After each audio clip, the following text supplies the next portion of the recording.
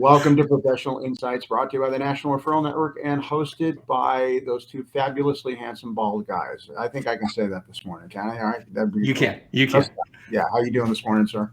I'm doing great. Mike, you're on location. Where are you at? I'm on location. I'm in a secret mountain hideaway that shall not be divulged. That's what I'm going to say. We don't want paparazzi to show up. We don't want the photographers to show up. Okay, this is starting off well. As you're aware, each week we offer up professional insights, wisdom for the consumption of all business owners and individuals alike. And today, Eric Merz is here with us. Eric is a business coach extraordinaire. Those words almost didn't leave my mouth the way they should have, but I made up for it. Eric, so where are you located? And tell us about. Tell us a little bit about what the heck you do.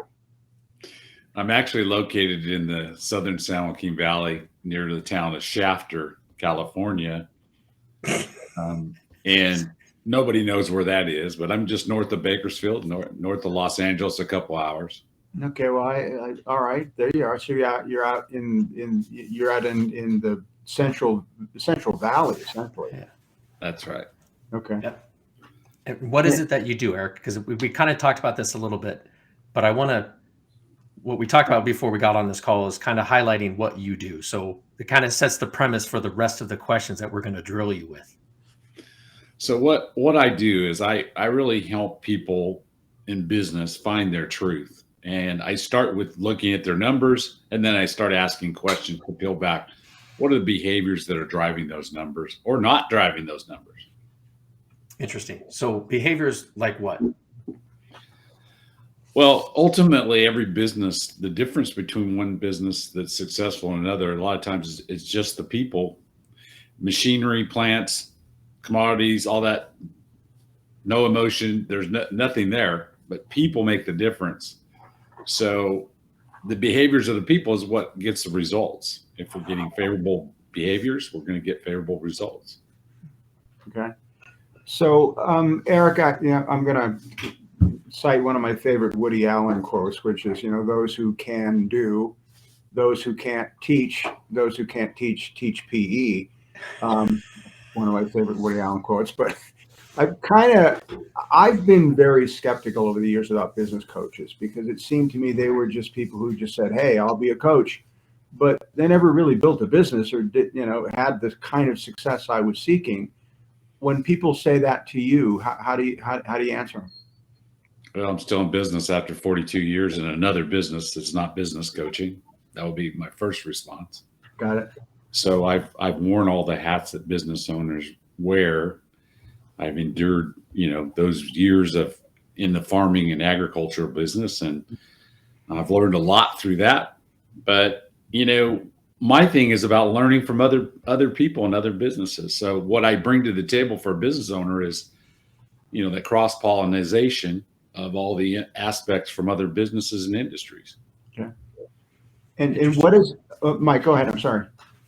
I think the biggest thing is that I used to work with surgeons on selling medical devices. And one of the things they'd always do is they'd get the A surgeon, put him up in front of a room and teach all the B and C students, right? Or in this case, surgeons.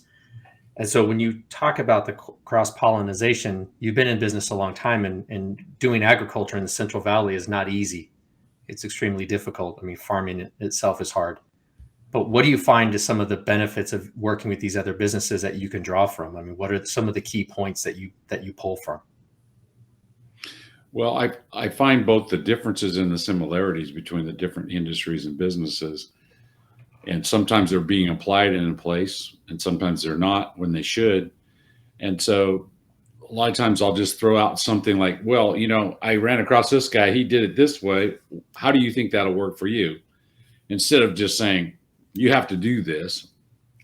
A business coach and business consultant are different too. You might think that a coach is always telling people what to do or teaching people. Sometimes we are, but a lot of times we're just asking questions, getting to their truth. The questions they've avoided, And what would you say are some of the key reasons that businesses don't often make it? Why do so many businesses fail? They don't have an understanding of business to begin with, and they don't understand a lot of their numbers. They rely on their accountants to give them the information for tax purposes mostly instead of operational. And so sometimes a lot of what I do is help them either fix those numbers or shore those numbers up or educate them how they can use their numbers. So does that, just to, I guess to paraphrase that, would that mean the accountants can give the business owner the numbers, but it takes another set of eyes to tell the business owner what the numbers actually mean, which ones to pay attention to, which ones matter? I mean, there are exceptions, but most accountants and CPAs focus on things about taxes and make sure that they keep their clients in compliance, and they do a good job of that for the most part, but they're not focused on improving the business necessarily. And that's where I come into play. Interesting. So kind of a deeper dive analysis into how the money is flowing through the company and creating some efficiencies. Would that be fair? Yeah, because when the numbers, and then you look at trends, and so why is something going up or something going down?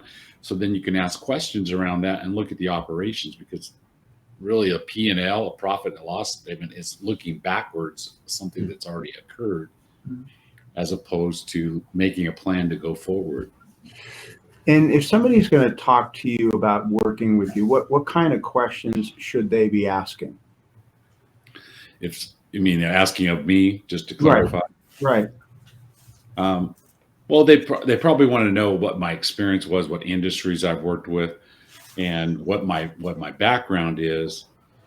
But they also want to know, what kind of successes I've had with certain types of clients, and they're going to want to know more about me as a person, I think, because there's a lot of trust involved in what I do, because I really get underneath the skin of a company, and for them to let me in, they have to trust. Right. So, Eric, there's a lot of changes happening, right? There's every year tax codes change, every year legislation changes. A lot of things are changing, especially in California. What are some of the things that you see working with your clients that are on the horizon that they need to be aware of that they might not be asking? I think the biggest thing is how fast things are changing.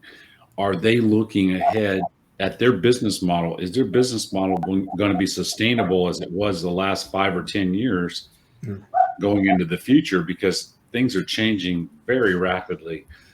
So they may need to look at their own business models and change those in the future. And I don't heard this a couple of weeks ago, Mike. I was talking to a client, and it was, look at a transmission shop or a muffler shop. In the next 5 to 10 years, they might not even be in existence, or especially in California with a lot of the pushing. So is it, I know that's an extreme example. Is that something that you're like, is that what you're talking about, Eric? Like that kind of? Very much could be. There's a good book on this called Your Iceberg is Melting. And it's about these penguins and the iceberg melts, but most of it's melting underneath the surface. Yeah. Do you have a lot of muffler shop clients? Okay. No. I've had automobile repair, and combustion engine, it's going to change.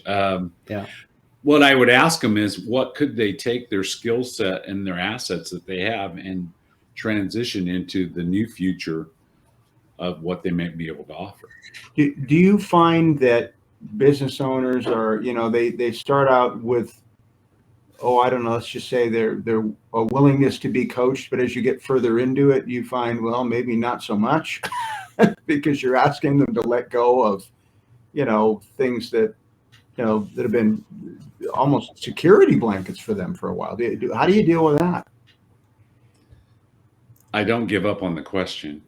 That's one thing I don't do, because if they're not answering the question, I give them the space to think about it. Sometimes it may take 3 or 4 sessions asking the same question, and they'll finally come back and go, don't ask me that question anymore. I know the answer now. I'm going to throw this unit of business away, or I'm going to get rid of that partner, or I'm going to quit this business.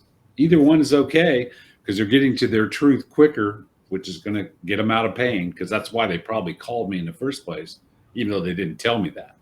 Okay, so they call you. So you're the pain doctor. Sometimes, like the dentist, does that hurt? Yeah, you poke at it, and you will find pain. But it's okay, because now we're getting down to the real root causes of the problem that they know in the back of their mind, but they just keep plowing it forward.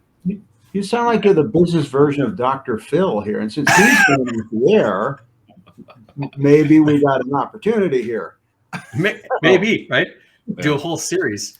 But in they're all people. seriousness, Business owners are people. That's so they have emotions, they have brains, and they have hearts.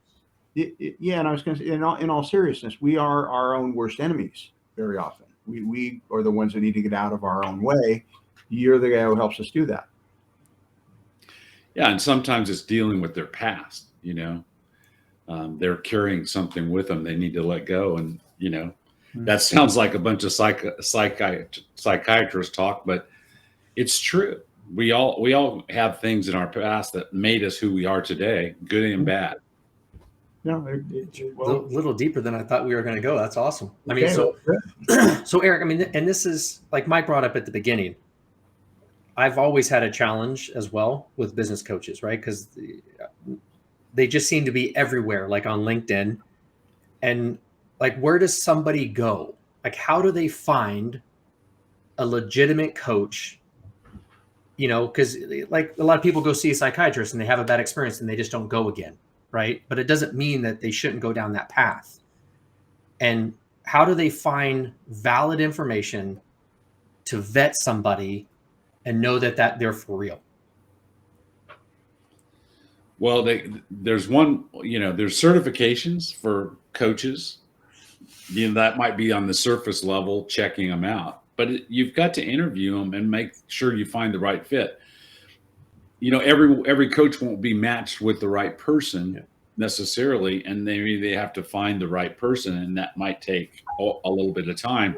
Personality wise, you don't want somebody who's exactly the same, but you want somebody you can get along with in a working relationship who will challenge you. If they won't challenge you, then that's not going to help you grow. Well, I think that's the first question. Do you want to be challenged?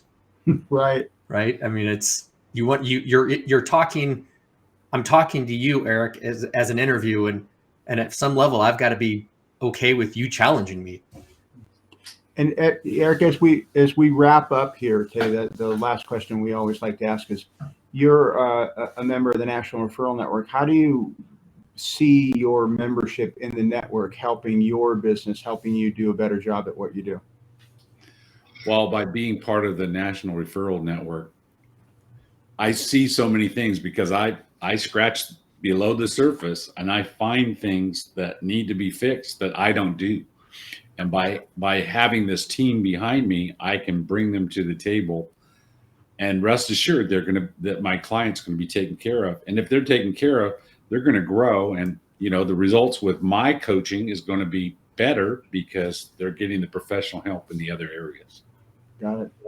Well, Mike, you want to say anything to sort of wrap this thing up with a bow?